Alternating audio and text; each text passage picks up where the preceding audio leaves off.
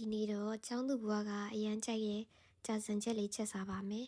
။ကိုယ့်အကိုချက်စားတယ်ဆိုတော့ငုံမင်းများချက်သားအတုံးကြီးကြီးလေးနဲ့ချက်ထားပါတယ်။ထိုင်းမှာအဲ့ဒီလိုအစုံတုပ်လေးရှိလို့နှစ်ထုပ်သုံးထားပါတယ်။ရေဦးဆုံးနေနဲ့အထဲမှာပါတယ်မှုပဲလေးကြာစံကျင်းရမှုကိုရည်စင်ထားပေးပါမယ်။ရင်းကြီးထုတ်လေးတော့မသုံးပါဘူးဖိတ်လိုက်ပါမယ်။ကြက်ရည်ပုံနှစ်ထုံသုံးထားပါတယ်။ငုံဦးကအစိမ်းမစီလို့ပြုတ်ထားတာလေးပဲဝေပါတယ်။ကျက်သွနီကိုတော့လေးစိတ်စိတ်ပြီးတော့ရေစိမ်ထားပေးပါတယ်။ကျက်ပြုတ်ရည်အတွက်ကျက်ယူကိုတစ်ကောင်သုံးထားပေးပါတယ်။ကျက်ယူကိုလိုချင်သလိုလေးလှီးပြီးရင်တော့ရေစင်အောင်လို့အထက်ထက်စီပေးပါမယ်။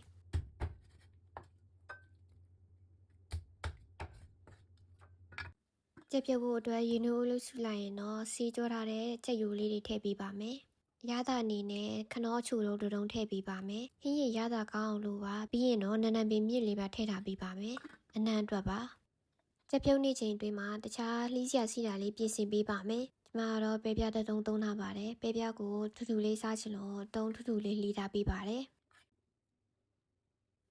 ရေစိမ်ထားတာလေးတွေကိုအဆင်ပြေသလိုလေးလှီးဖက်ပြီးရင်တော့ရေစင်အောင်ဆေးပေးပါမယ်။ကျင်းရမှုရဲ့အောက်ခြေကမာနေတဲ့အပိုင်းလေးတွေကိုဖြတ်ပစ်ပေးပါမယ်။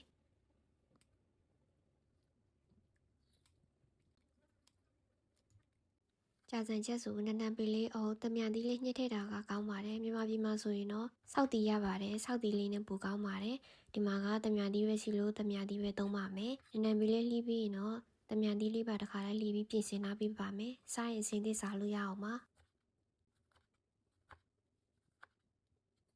ချက်ပြုတ်ရည်ဦးတင်ထားတာလေးလဲကြာပြီးပေါဝင်ပစ္စည်းလေးလည်းစင်သစ်ဖြစ်ပြီးဆိုရင်တော့ကြက်သားကိုစီတက်ပေးပါမယ်။စီတက်ဖို့အတွက်ဦးလေးကိုစီထောင်းထားတဲ့ကြက်သွန်နီကြက်သွန်ဖြူစနစ်မုတ်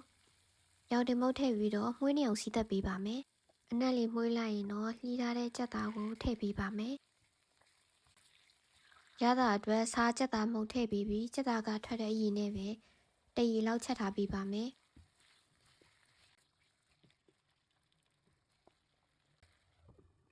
အဲ့ဒီလိုချက်ပေးလိုက်တော့ချက်သားကပျော်စီစီမဖြစ်နေပဲနဲ့မမတတင်းလေးဖြစ်သွားပါတယ်ချက်သားချက်ထားတာလေးရရင်တော့ချက်ပြုတ်ရည်ဦးတွေကိုချက်သားဟင်းရည်လောင်းထည့်ပေးပါမယ်ချက်ပြုတ်ရည်ကထွက်တဲ့စီကိုချက်သားဟင်းရစီကိုဆိုတော့ကြာစံချက်ကစီလေးနည်းနည်းတော့များသွားပါတယ်ချက်သားထည့်ပြီးရေကိုလိုသလောက်ချိန်ပြီးထည့်ပေးပါမယ်ပြီးရင်တော့ရတာအနေနဲ့စားချက်သားမုတ်ချုံမုတ်ထည့်ထားပေးပါတယ်ပြီးရင်တော့ဟင်းရည်ဦးဆူအောင်လို့ပြန်ချက်ထားပေးပါမယ်ချက်ပေးလိုက်တာဟင်းအိုးလေးဆူလာရင်တော့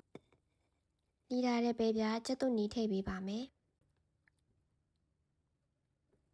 ထည့်ထားတဲ့ပဲပြားနဲ့ကြက်သွန်နီကြက်လောက်ပြီးဆိုမှရေစိမ်ထားတဲ့မှုပဲလေးချင်းရမှုကိုထည့်ပေးပါမယ်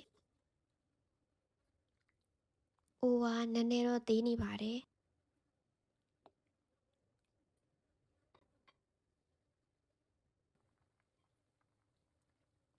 ထည့်ထားတာလေးတွေကြက်ရင်တော့ငုံပြုတ်ထည့်ပေးပါမယ်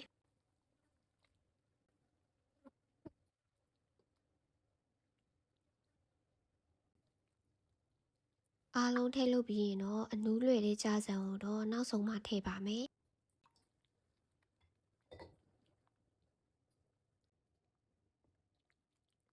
ပြီးရင်တော့ငရုတ်ကောင်းဖြူရဲ့ရုပ်ကောင်းမဲရဲ့ထည့်ပေးပါမယ်ရုပ်ကောင်းနှက်လေးကိုပိုကြိုက်လို့ရုပ်ကောင်းမဲစီကိုတော့ပိုထည့်ထားပေးပါတယ်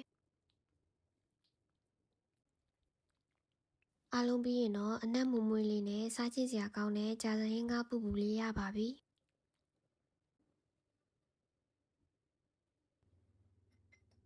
စားကန်ဒီမှာငရုတ်သီးမုံနနံပင်တမြန်သီးလေးညှစ်ထည့်ပြီးပူပူနွေးနွေးလေးစားတာကပိုကောင်းပါတယ်နောက်ဗီဒီယိုတွေအတွက် like and follow လေးလုပ်ရပေးပါဦးရှင်